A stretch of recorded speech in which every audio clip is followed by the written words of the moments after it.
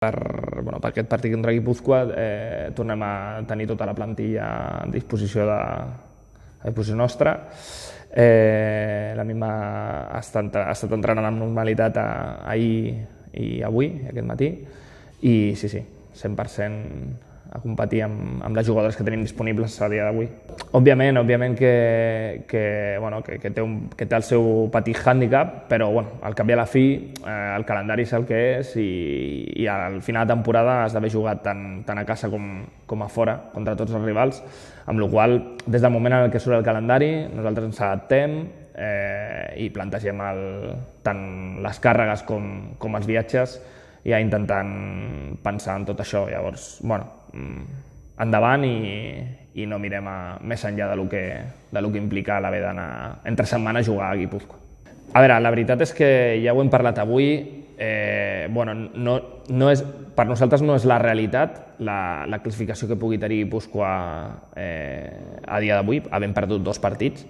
Per què? Perquè, òbviament, el seu roster, la seva plantilla, no demostra que pugui estar aquí. Estem segurs que serà un equip que estarà per dalt, que han canviat peces i que han canviat peces pel fet de donar un pas més i estar més amunt. Hi ha una dada que és molt diferencial per saber quin és el nivell d'aquest rival, que és que de les últimes 3-4 visites que hem fet allà només hem guanyat una, que va ser l'any passat. Llavors, jo crec que aquesta dada ja és molt lapidària del que ens trobarem demà.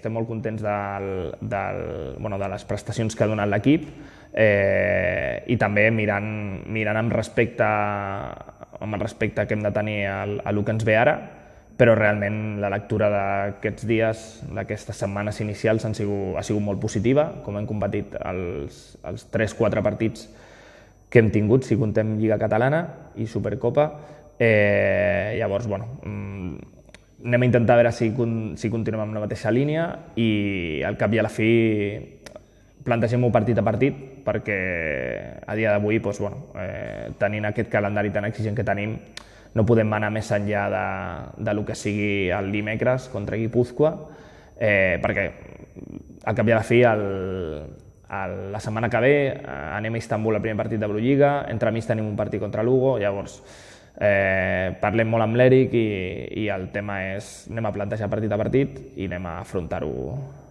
a el que ens vingui en els pròxims 3 dies. Home, jo crec que serà difícil que ens puguem plantejar en algun moment rotacions per la pròpia exigència de la competició. És a dir,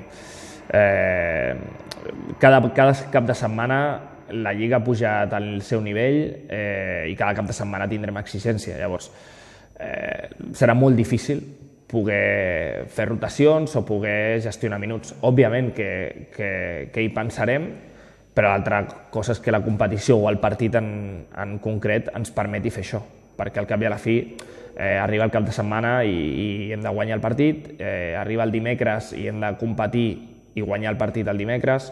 Llavors, serà més complicat. Sí, òbviament, aquest any la realitat és que en defensa hem fet un pas més, tenim peces per poder fer-ho, el que estem fent, i està clar que el quinteto de Guipúzcoa és d'un nivell altíssim i que intentarem bloquejar-lo d'alguna manera, però que no serà fàcil, perquè al cap i a la fi tens a Totxar, que és una jugadora interior però pot pujar la bola, tens a Edwards, que l'any passat va ser de les màximes anotadores de la Lliga, que porta 16 punts de mitja aquesta temporada en 2 partits, Merin Cracker, que l'any passat era de les jugadores més importants del Cadí la Seu, que ho va fer també durant tota la temporada. Llavors, crec que són moltes peces a defensar i que ens haurà d'exigir el 100% nostre de les nostres prestacions defensives que estem donant aquesta temporada.